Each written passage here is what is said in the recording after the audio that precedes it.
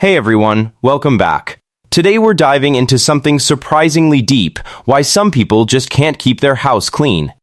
And no, it's not always about laziness.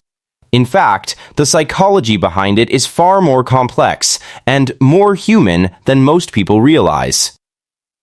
Let's break it down. First, mental overload. When someone's mind is constantly racing, deadlines, stress, emotional pressure, cleaning becomes mentally invisible. It's not that they don't see the mess, it's that their brain is already overwhelmed. In psychology, this is linked to cognitive load. When your mind is full, even small tasks feel heavy.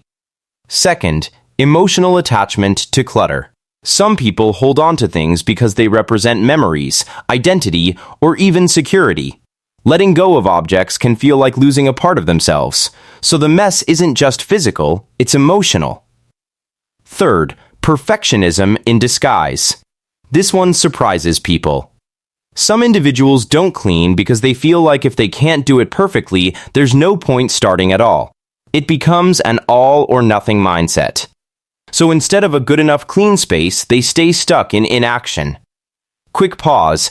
If this is already making you see people differently, hit that like button and subscribe. We explore the hidden psychology behind everyday behaviors just like this.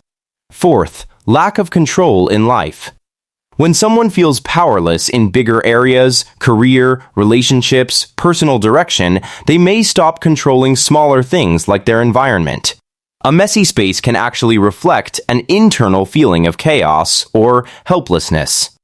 And finally, rebellion against structure. Some people grew up in overly strict or controlling environments. Cleanliness was forced, not chosen. So as adults, mess becomes a subtle form of freedom.